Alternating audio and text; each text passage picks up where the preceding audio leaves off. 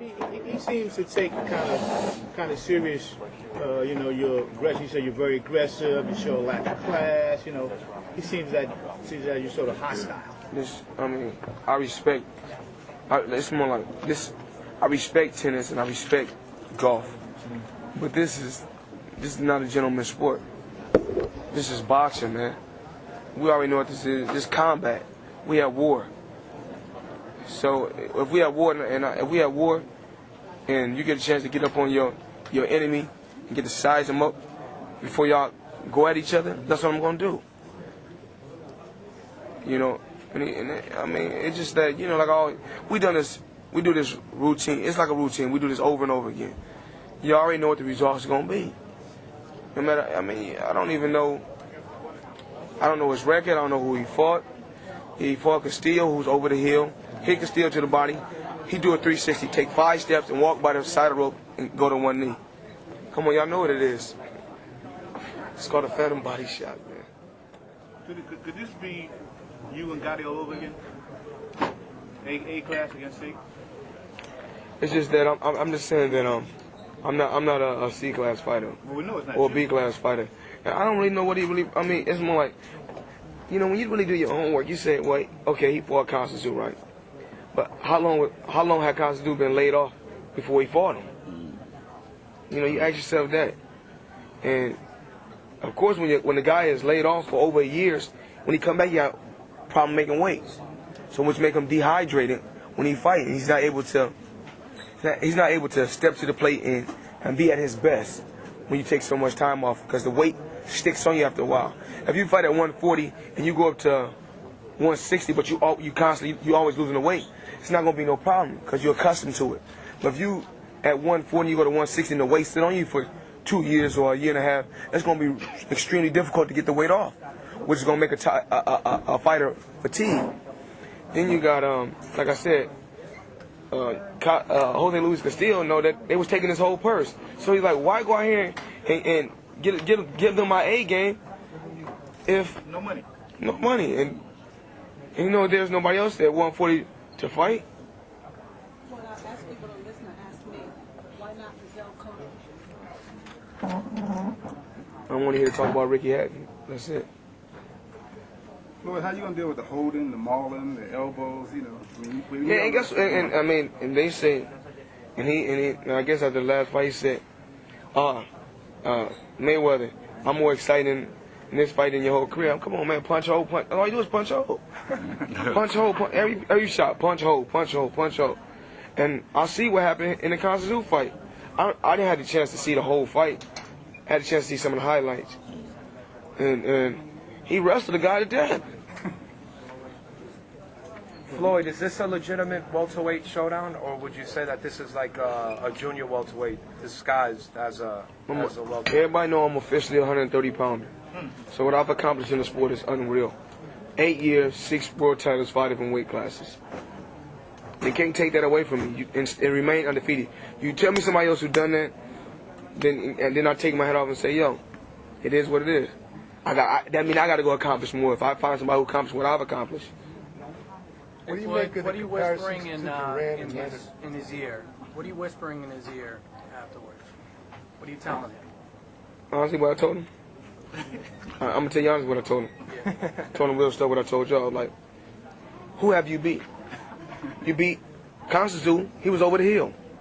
You beat Jose Luis Castillo, he was over the hill. I beat him over a half a decade ago. We talking about 6 years ago. I fought him in his prime. And if you go back and look at the Jose Luis Castillo fight, when he fought Corrales, man, he got hit with body shots, uppercuts. He got hit with some. Everybody knows Diego Corrales is a much bigger puncher than Ricky Hatton. Come on. Luis Collazo almost beat him. I'm not trying to be funny, but I don't even know who that is. Y'all laughing, but I don't even know who that is. Yeah. And they're having a ceremony today where they're going to retire the ring in Madison Square Garden. Is that a place you eventually want to fight? I know. Well, when I was a kid, it has always been my dream to fight at the Madison Square Garden. Always. Come on, man. unreal. I used to want to fight when the microphone dropped down. I can't win. And then, you know, when you come to the ring, you step in the sandbox. Yeah, you know, I go back. So I was like, man, that's, I wanted that. Mike from the sky. The mic from the sky in the sandbox. I was like, I can't wait till I get older so I can step in the sandbox. Was Johnny Hatton the announcer? Can you tell us what your schedule is going to be like in terms of training and all that kind of stuff? Or do you My schedule is, man, I don't. Soon as I get to London, you know, I don't really get a chance to enjoy myself. It's more like when I'm in Vegas, they say, Floyd, why do you party so much? It's like, 'cause I don't ever get a chance to really leave Vegas, or when I do leave Vegas, it's always work. And when I come to New York, I can't come to New York and say, well, I want to come to New York, because I really want to come to New York. I like to come here and shop, because they got the best shopping in New York. I like to come here and shop, and just and take my kids out and let them be in Times Square and take them all over New York, let them see New York.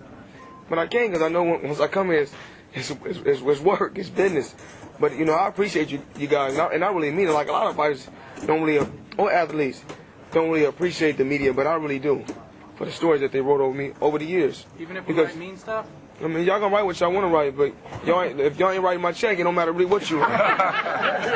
I remember what your schedule's going to be like for between balancing training and the Dancing with the Stars stuff. Do you go back and forth between Vegas and LA? No, Vegas and LA. It's more like when I go out there, like I go out there on a Sunday and dance on Monday. I take the private jet, go right back home Tuesday. But Monday I bring Roger out there with me. We'll box right after Dancing with the Stars, or we'll go right before Dancing with the Stars. Boxing or non-boxing, but it's connected. It's not really. No. This is the question I have. What is your take on the fact that now fighters are taking control of their future in the business? Now, I'm the reason why. That's what I'm saying.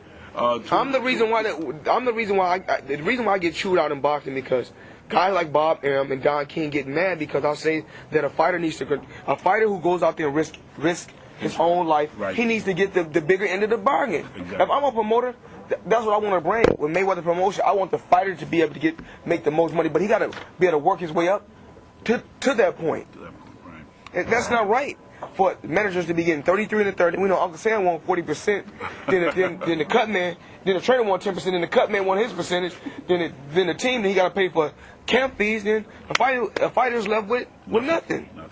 But people never realize that.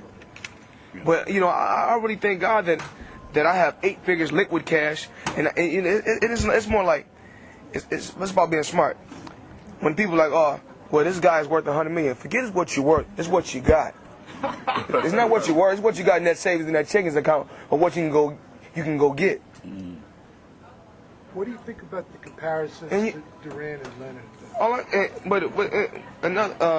I think Duran is a legendary fighter, and I think Sugar Ray Leonard is a legendary fighter. It's nothing but respect. I take my hat off to those guys. But you think I came in this sport and gave this sport 30 years of my life just to put my mother out the ghetto and to move from a 7 deep in a 1 bedroom, and I worked so hard so my mother and my sisters and my family didn't have to work. I gave the sport my life, and just to say another fighter is better than me, absolutely not. I'm not going to say that. I'm not going to say I respect him, but I'm not going to sit right here and say that he's better than me, because I've accomplished a lot like they accomplished, but I accomplished it in a different era. Back then, you can fight 100 times or 120 times. In my era, it takes, to build a fight of this magnitude, takes 4 to 6 months. That's a half a year. So I'm only able to fight 2 times a year. So you're going to have 2 shows going on. You're doing 24/7. I got 24. Dancing with the Stars, and then training for the fight. And I got, you know, I'm working on my tennis shoe, my energy drink. So I got a lot of stuff. So who's doing your show? 50 giving you in terms of those things? Well, 50 we perform. I perform with 50 at the Hard Rock for the VMA Awards. And you know, I came out, I made it rain. Everybody know what Make It Rain is, because it's our era. Came out, made it rain. They broke the stage. We was on the stage. They broke the stage. The whole stage caved in like this. So then what? You know, everybody know 50 Cent. Like, that's like on. This is my best friend, but 50, one of my best friends. 50, and he told. And so 50, when we was on stage, he said, "Yo, y'all back up, because y'all gonna get electrocuted because y'all pulling lights inside the pool." They didn't even care for the money. They didn't care. Wow. Will 50 walk you out to the ring this time? Okay? You know it, man. Absolutely.